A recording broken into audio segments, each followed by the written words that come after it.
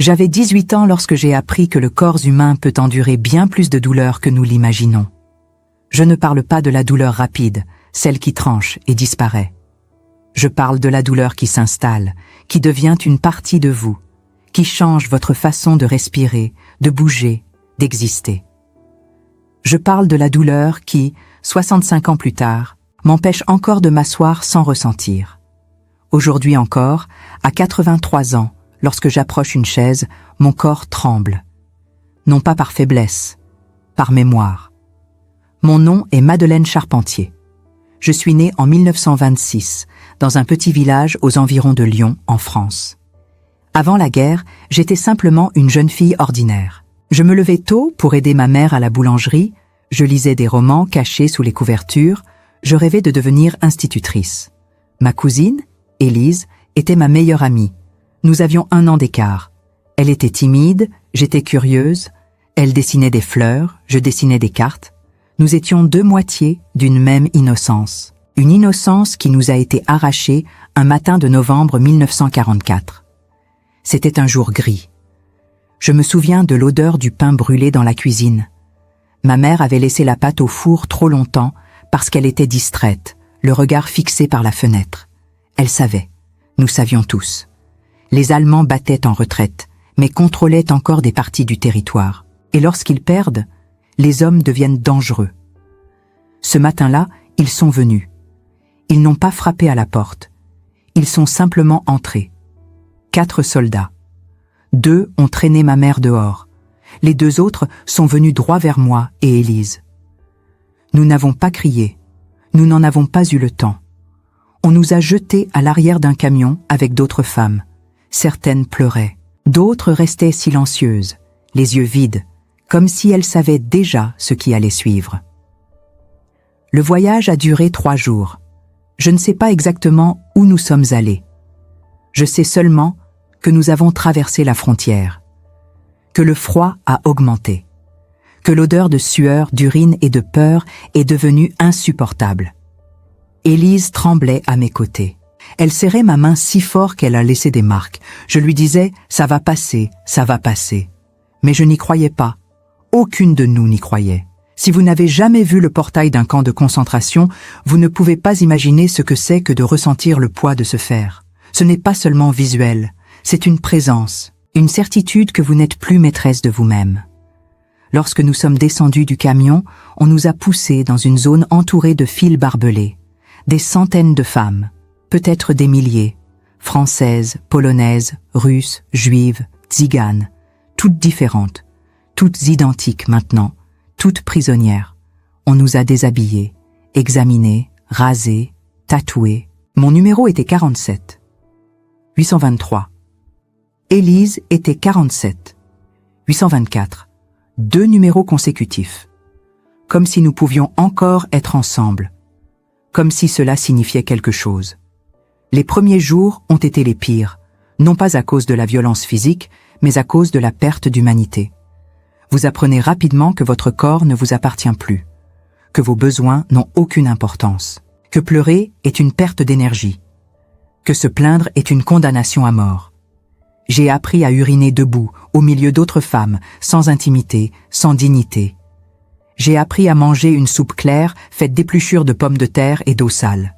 J'ai appris à dormir dans des couchettes en bois infestées de poux, 6 femmes partageant le même espace. J'ai appris que le silence pouvait être la seule forme de résistance.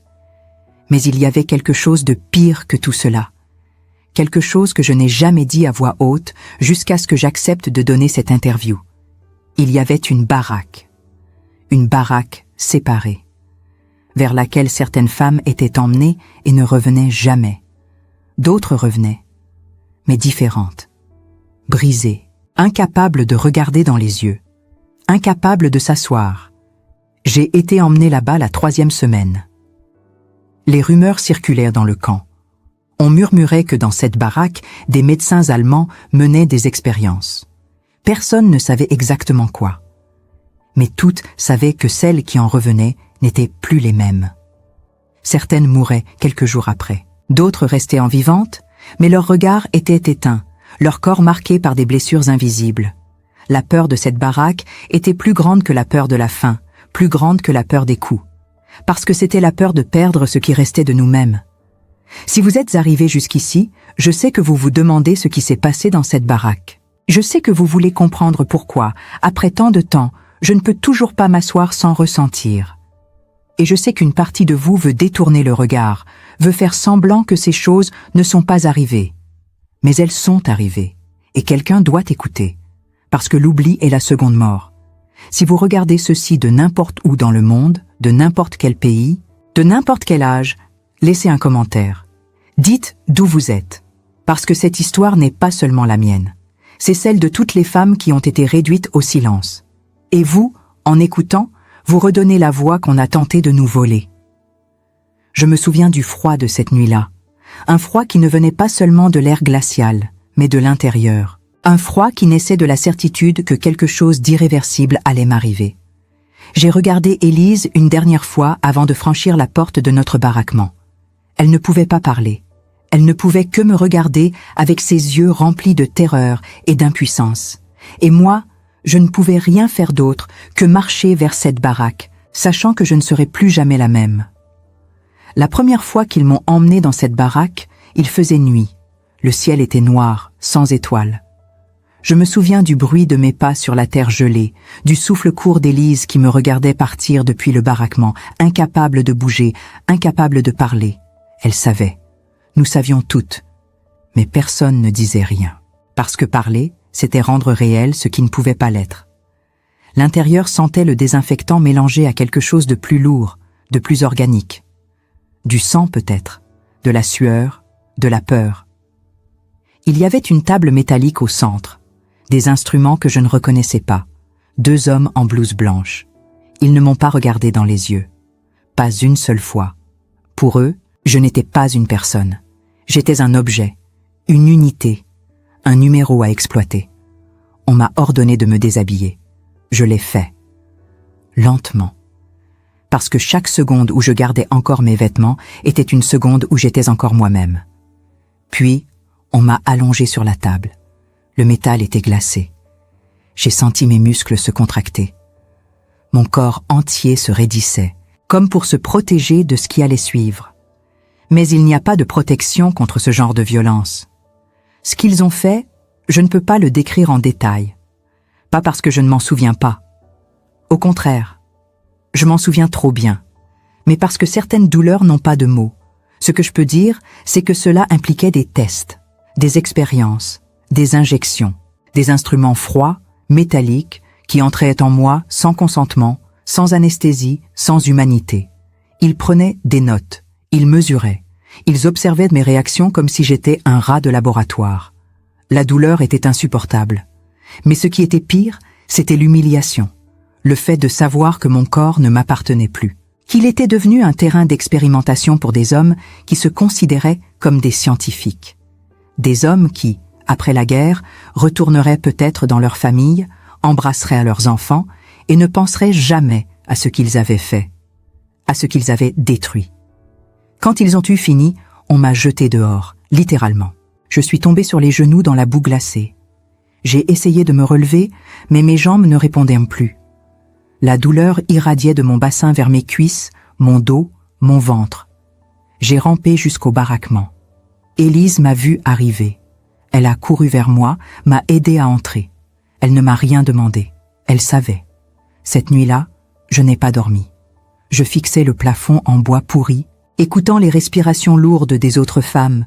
Certaines pleuraient en silence, d'autres marmonnaient des prières dans des langues que je ne comprenais pas. Je me suis demandé combien d'entre nous survivraient, combien rentreraient chez elles, et si rentrer signifiait vraiment survivre. Les jours suivants, je ne pouvais plus m'asseoir. Chaque fois que j'essayais, la douleur me faisait suffoquer. Je restais debout pendant les appels interminables, même quand mes jambes tremblaient d'épuisement. Les gardes remarquaient. Certains riaient, d'autres détournaient le regard. Mais personne n'intervenait. Personne ne disait « Arrêtez ». Parce que dans ce monde, la pitié était une faiblesse. Et la faiblesse vous tuait. Puis un jour, quelque chose a changé. Un jeune soldat allemand, qui travaillait comme gardien près des cuisines, m'a regardé. pas comme les autres, pas avec mépris ou indifférence, avec quelque chose qui ressemblait à de la curiosité, peut-être même de la compassion. Son nom était Klaus. Il avait 22 ans, des yeux clairs, des mains nerveuses. Il ne parlait presque jamais, mais il me regardait. Et dans cet enfer, être vu comme un être humain, même par l'ennemi, était bouleversant. Klaus a commencé à me laisser de petits morceaux de pain, jamais directement. Il les posait sur un coin de table quand personne ne regardait. La première fois, j'ai cru que c'était un piège, que si je prenais ce pain, on m'accuserait de vol et on me tuerait. Dans le camp, la moindre transgression pouvait être fatale. J'avais vu des femmes battues à mort pour avoir ramassé une épluchure de pommes de terre tombée par terre. J'avais vu des prisonnières exécutées pour avoir simplement regardé un garde dans les yeux trop longtemps. La survie dépendait de règles invisibles, changeantes, arbitraires. Mais la faim était plus forte que la peur. La faim était une bête qui dévorait tout. J'ai pris le pain. Je l'ai partagé avec Élise. Elle a pleuré en le mangeant. Pas de joie, de désespoir. Parce que ce simple geste de bonté nous rappelait ce que nous avions perdu. Il nous rappelait qu'il existait encore, quelque part dans ce monde devenu fou, une trace d'humanité. Les semaines passaient. Klaus continuait. Parfois, c'était une pomme légèrement flétrie, cachée sous un chiffon sale. Parfois, un morceau de fromage dur que j'ai dû mâcher lentement pour ne pas me casser les dents. Une fois, il m'a glissé un bout de papier avec un mot en allemand. Tut mir leid. Je suis désolé. J'ai froissé ce papier dans ma main jusqu'à ce qu'il ne soit plus qu'une boule minuscule, puis je l'ai jeté dans la boue. Parce que les excuses ne changent rien. Parce que la culpabilité d'un homme ne ramène pas les mortes. Parce que dire « je suis désolé » ne guérit pas les corps mutilés, ne redonne pas la dignité volée, ne fait pas disparaître les cauchemars qui hantent chaque nuit. Mais quelque chose en moi a commencé à se fissurer, à se demander « et si certains d'entre eux étaient aussi prisonniers ?» Prisonniers de la guerre, de l'idéologie, de la peur? Cette pensée me révoltait, parce que j'étais celle qui souffrait. J'étais celle qui portait un numéro tatoué sur le bras. J'étais celle qui ne pouvait plus s'asseoir sans douleur. Et pourtant, je ne pouvais pas ignorer ce que je voyais dans les yeux de Klaus. Ce n'était pas de la cruauté, ce n'était pas de l'indifférence. C'était quelque chose d'autre, quelque chose que je n'arrivais pas encore à nommer. Un soir, alors que je marchais seule près des latrines, essayant d'échapper à l'odeur suffocante du baraquement, Klaus est apparu. Les ombres étaient longues, le ciel était d'un rouge sombre qui me rappelait le sang. Il m'a parlé, en français cassé, maladroit, avec un accent épais qui trahissait ses origines. Il m'a dit qu'il n'avait pas voulu être là, que son nom avait été tiré au sort lors d'une conscription forcée dans son village, que sa mère était française, originaire d'Alsace, et qu'elle lui avait appris des chansons françaises quand il était enfant, que son père l'avait battu toute son enfance, le traitant de faible parce qu'il préférait lire plutôt que chasser, que la guerre était devenue son échappatoire, puis sa prison, qu'il voyait des choses qu'il ne pourrait jamais oublier, qu'il se réveillait la nuit en tremblant, tout comme nous.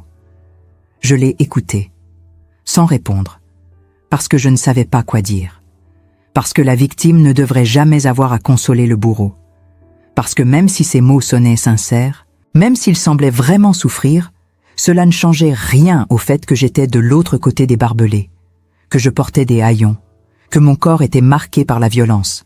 Et lui portait un uniforme. Lui avait une arme. Lui pouvait rentrer chez lui un jour. Mais il n'était pas comme les autres. Il ne m'a jamais touché sans permission.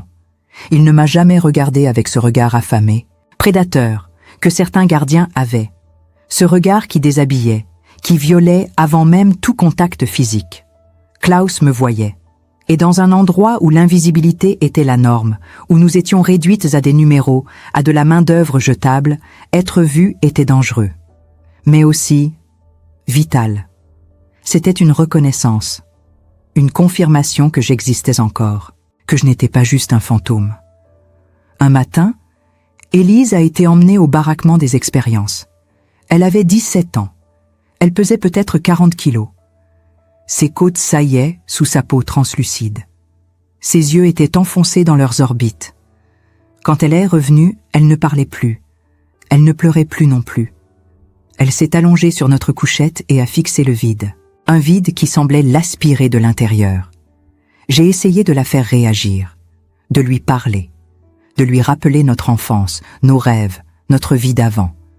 Je lui ai parlé de la boulangerie de ma mère, de l'odeur du pain chaud le matin, des dimanches où nous allions nous promener près de la Saône. Je lui ai rappelé le jour où nous avions volé des cerises dans le verger du voisin et comment nous avions ri jusqu'à en avoir mal au ventre. Mais c'était comme parler à un fantôme. Elle était déjà partie. Son corps était là, respirant faiblement, mais son esprit avait fui. Il s'était réfugié quelque part où la douleur ne pouvait plus l'atteindre. Les autres femmes du baraquement la regardaient avec une tristesse silencieuse. Elles savaient. Nous savions toutes. Élise ne survivrait pas. Pas parce que son corps était trop faible, mais parce qu'elle avait renoncé. Et dans un camp de concentration, renoncer était la première étape vers la mort. Le corps pouvait tenir quelques jours de plus. Mais l'esprit, une fois brisé, ne se réparait jamais. 3 jours plus tard, Élise est morte. Pas à cause des expériences directement, pas à cause de la faim, mais parce que son corps avait simplement cessé. Elle n'a pas résisté, elle n'a pas lutté. Elle s'est éteinte comme une bougie qu'on souffle. Je l'ai tenue dans mes bras pendant qu'elle s'éteignait. Ses lèvres étaient bleues, sa peau était froide. Elle n'a pas dit un mot, elle a juste fermé les yeux.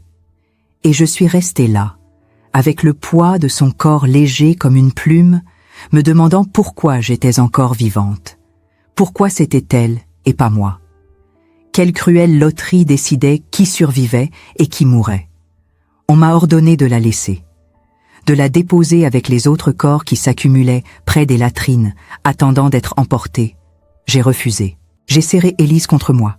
Une gardienne a levé sa matraque. Mais Klaus est intervenu. Il a dit quelque chose en allemand.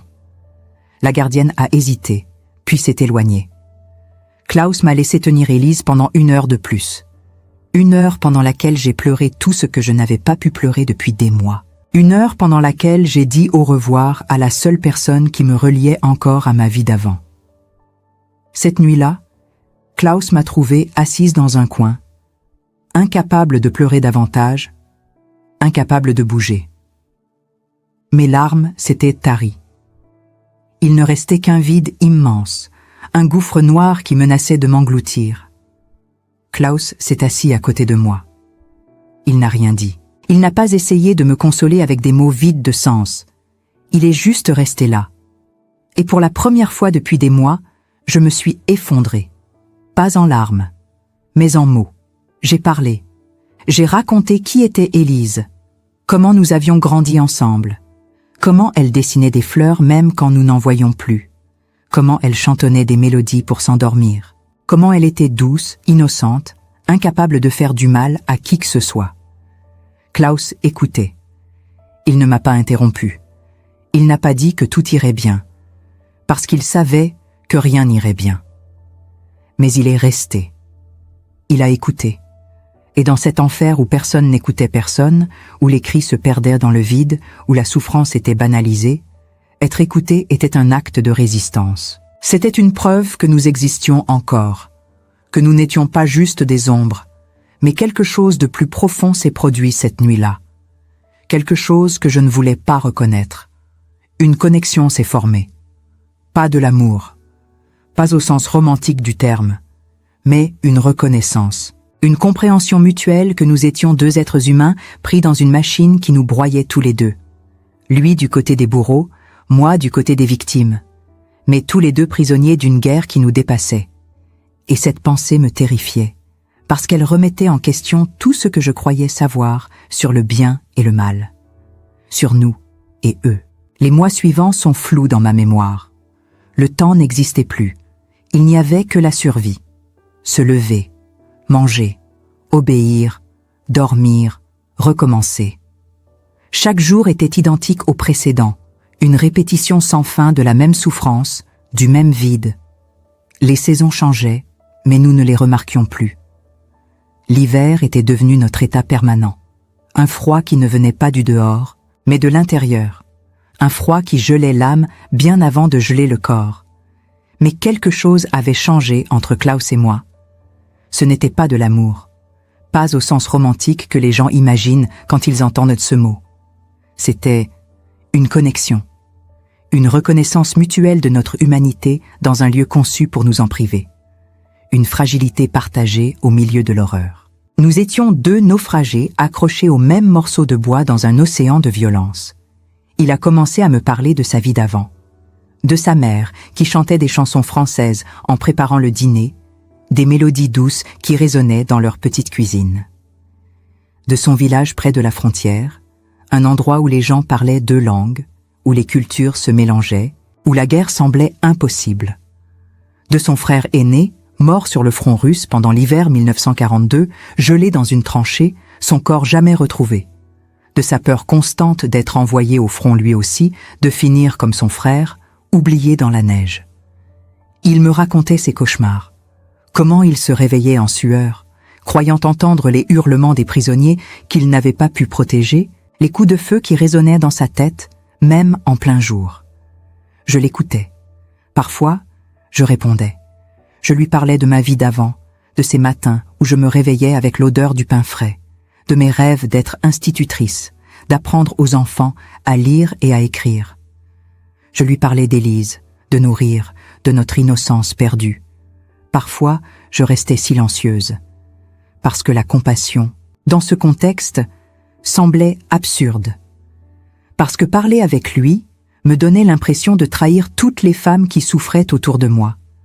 Parce que je ne savais pas si ce que je ressentais était réel ou simplement le résultat de la manipulation, de la solitude absolue qui me rendait vulnérable. Mais la compassion était là, malgré tout, malgré l'uniforme qu'il portait, malgré les barbelés qui nous séparaient, malgré le fait qu'il faisait partie du système qui me détruisait. Elle était là, têtue, refusant de disparaître. Les autres prisonnières avaient dû commencer à remarquer. Elles me regardaient différemment. Certaines avec curiosité, d'autres avec mépris. Une femme polonaise, dont je ne connaissais pas le nom mais dont le regard me hantait, m'a craché dessus un jour. Elle a dit quelque chose dans sa langue que je n'ai pas compris, mais le ton était clair. Traîtresse. Collaboratrice. Pute. Ces mots-là n'ont pas besoin de traduction. Ils sont universels. Je n'ai pas répondu. Je ne pouvais pas. Parce qu'une partie de moi pensait qu'elle avait raison. Un jour, Klaus m'a demandé si je voulais partir, si je voulais m'échapper.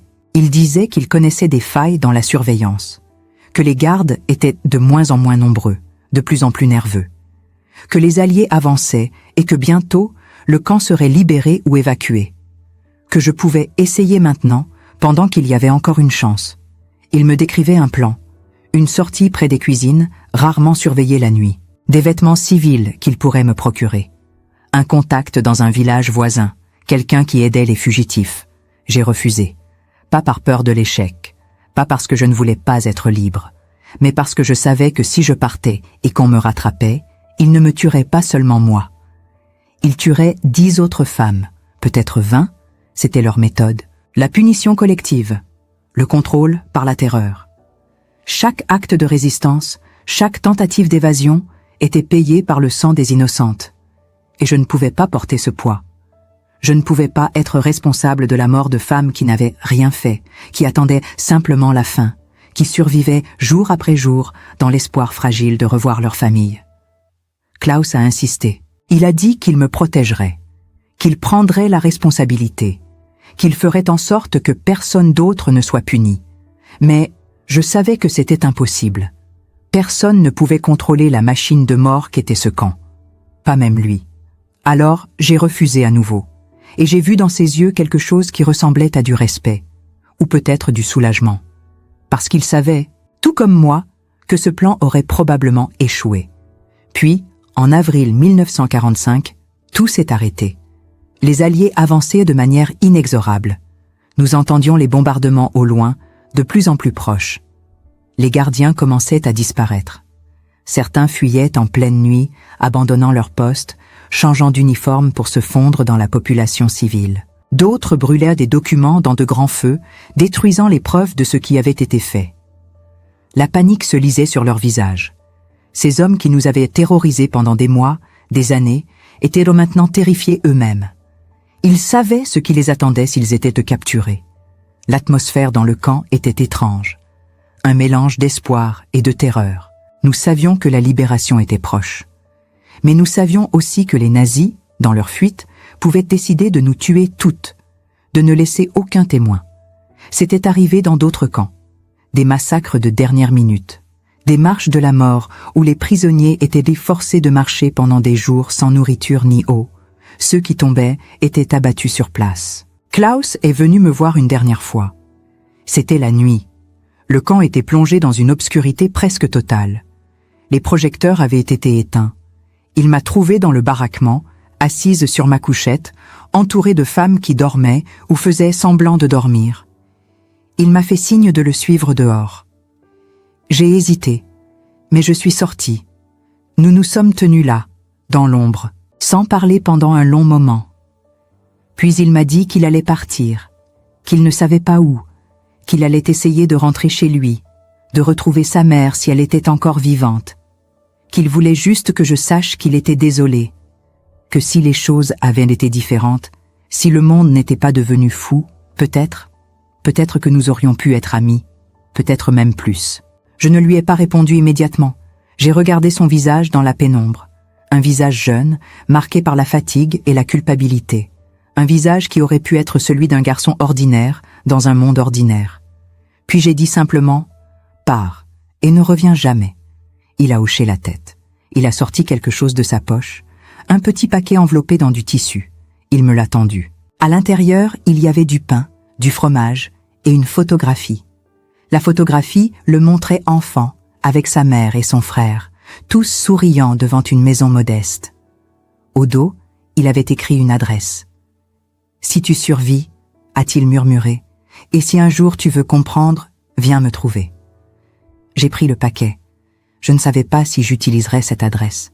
Je ne savais pas si je voulais le revoir. Mais j'ai pris le paquet. Puis je l'ai regardé partir. Il a disparu dans l'obscurité, et une partie de moi s'est demandé si je le reverrais un jour. Une autre partie de moi espérait que non. Le camp a été libéré 3 semaines plus tard. Les soldats britanniques sont arrivés un matin brumeux. J'entends encore le bruit de leur jeep, le claquement des portières, les ordres criés en anglais. Ils ont ouvert les portes. Ils ont coupé les barbelés. Ils ont pleuré en nous voyant. Certains ont vomi. Parce que même pour des hommes habitués à la guerre, ce qu'ils ont vu était insupportable. Des squelettes vivants, des corps empilés comme du bois, des femmes incapables de marcher, de parler, de réagir, des yeux vides qui les fixaient sans comprendre que c'était fini. Je suis sorti du camp en boitant. Mon corps pesait 38 kilos. Mes cheveux ne repoussaient plus correctement, laissant des plaques chauves qui ne guériraient jamais complètement. Ma peau était couverte de plaies infectées. Mais j'étais vivante. Et cette réalité me terrifiait autant qu'elle me soulageait. Parce que survivre signifiait porter ce poids pour le reste de ma vie. Survivre signifiait témoigner. Et témoigner signifiait revivre chaque jour ce que j'avais vécu. Après la libération, je suis rentrée en France. Mais ce n'était pas un retour. C'était une arrivée dans un pays qui ne me reconnaissait pas. Ma mère était morte pendant mon absence. Mon père avait disparu. Notre maison avait été pillée. Il ne restait rien. Ni famille, ni lieu, ni passé. J'ai erré pendant des mois. J'ai dormi dans des refuges pour déplacés. J'ai mangé dans des soupes populaires. J'ai essayé de trouver du travail, mais personne ne voulait embaucher une ancienne déportée. Nous étions vus comme des problèmes, des rappels d'une guerre que tout le monde voulait oublier. Puis, un jour, en 1947, j'ai croisé Klaus dans une petite ville près de la frontière. Il était là, travaillant comme ouvrier dans une usine. Nos regards se sont croisés. Nous nous sommes figés. Pendant un instant, j'ai cru que j'allais hurler, que j'allais le frapper, que toute la rage accumulée allait exploser. Mais non, j'ai juste ressenti du vide. Il s'est approché. Il a dit mon nom. Madeleine, pas mon numéro. Mon nom. Et quelque chose s'est brisé en moi. Nous avons parlé. Pendant des heures. Dans un café minable, autour d'un thé tiède. Il m'a dit qu'il avait été jugé, acquitté faute de preuves, qu'il avait changé de nom, qu'il essayait de vivre avec ce qu'il avait vu, ce qu'il avait fait, ce qu'il n'avait pas empêché. Je ne sais pas pourquoi, mais je suis restée. Nous avons commencé à nous voir, puis à vivre ensemble, pas par amour, pas par pardon, mais parce que nous étions deux personnes détruites qui se comprenaient, parce que personne d'autre ne pouvait comprendre ce que nous avions vécu. Les gens nous jugeaient, évidemment. Une Française avec un ancien soldat allemand. J'étais traitée de traîtresse, de collaboratrice. On crachait sur mon passage. On m'insultait. Mais je m'en fichais. Parce que leur haine ne pouvait pas être pire que celle que je portais déjà en moi. Klaus et moi avons vécu ensemble pendant 50 ans. Nous ne nous sommes jamais mariés. Nous n'avons jamais eu d'enfants. Nous avons juste existé, côte à côte. Deux survivants d'une guerre qui ne s'était jamais vraiment terminée. Il est mort en 1997, d'un cancer. Dans ces derniers jours, il m'a demandé pardon. Encore. Toujours. Je ne lui ai jamais dit que je lui pardonnais. Parce que ce n'était pas à moi de pardonner. Les mortes ne peuvent pas pardonner. Élise ne peut pas pardonner. Aujourd'hui, en 2009, je suis assise dans cette pièce, face à une caméra, racontant une histoire que j'ai gardée enfouie pendant 65 ans. Je sais que je vais mourir bientôt. Mon corps me le dit. La douleur que j'ai ressentie à 18 ans n'est jamais partie. Elle s'est juste installée. Elle fait partie de moi. Comme les cicatrices, comme les souvenirs. Je ne raconte pas cette histoire pour susciter la pitié. Ni pour condamner. Je la raconte parce que le silence est une autre forme de mort. Parce que tant que personne ne parle, les bourreaux peuvent prétendre que rien ne s'est passé. Parce que la mémoire est la seule arme des vaincus. Alors maintenant, je vous pose une question. Une question que je me pose depuis des décennies. Est-ce qu'un homme qui a participé au mal, même indirectement, peut être racheté? Est-ce qu'un bourreau qui devient humain cesse d'être un bourreau? Ou est-ce que la culpabilité est une marque indélébile, impossible à effacer? Je ne connais pas la réponse. Peut-être que vous non plus. Mais peut-être que ce n'est pas le rôle de l'histoire de donner des réponses. Peut-être que son rôle est simplement de poser les questions et de refuser l'oubli. Je m'appelle Madeleine Charpentier. J'avais 18 ans quand j'ai cessé d'être une personne. Et toute ma vie, j'ai essayé de le redevenir. Cette histoire ne demande pas d'applaudissements. Elle demande d'être écoutée et de ne jamais être oubliée. Cette histoire que vous venez d'entendre n'est pas une fiction. Ce n'est pas un scénario inventé pour choquer ou émouvoir. C'est le témoignage brut d'une femme qui a survécu à l'un des chapitres les plus sombres de l'histoire humaine. Madeleine Charpentier a porté ce fardeau pendant 65 ans avant de trouver le courage de parler.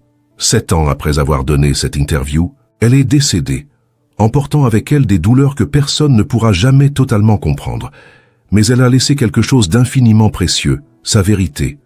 Aujourd'hui, alors que les derniers survivants de la Seconde Guerre mondiale disparaissent, leur voix s'éteint. Chaque année, nous perdons des milliers de témoins directs de cette époque. Des hommes et des femmes qui ont vu l'humanité à son pire, mais aussi parfois à son meilleur. Des personnes qui peuvent nous dire, avec la force de l'expérience vécue, ce qui se passe quand la haine devient politique, quand la déshumanisation devient système, quand le silence devient complicité. Leur disparition ne doit pas signifier l'oubli, parce que l'oubli, c'est ouvrir la porte à la répétition. Si cette histoire vous a touché, si elle vous a fait réfléchir, si elle a réveillé en vous quelque chose que vous pensiez endormi, alors ne la laissez pas mourir ici. Partagez-la.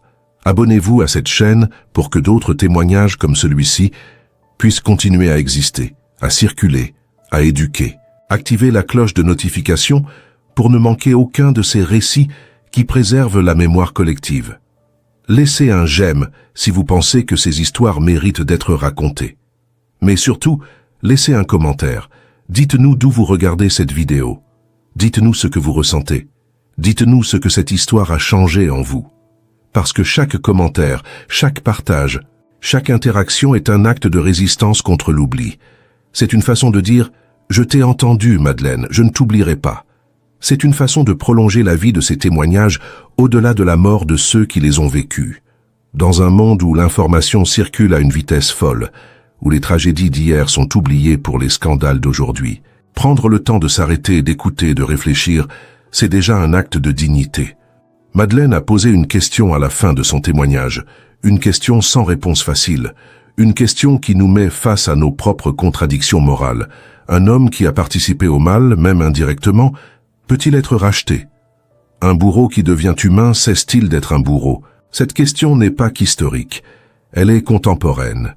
Elle résonne aujourd'hui dans tous les conflits, toutes les injustices, tous les systèmes oppressifs qui continuent d'exister.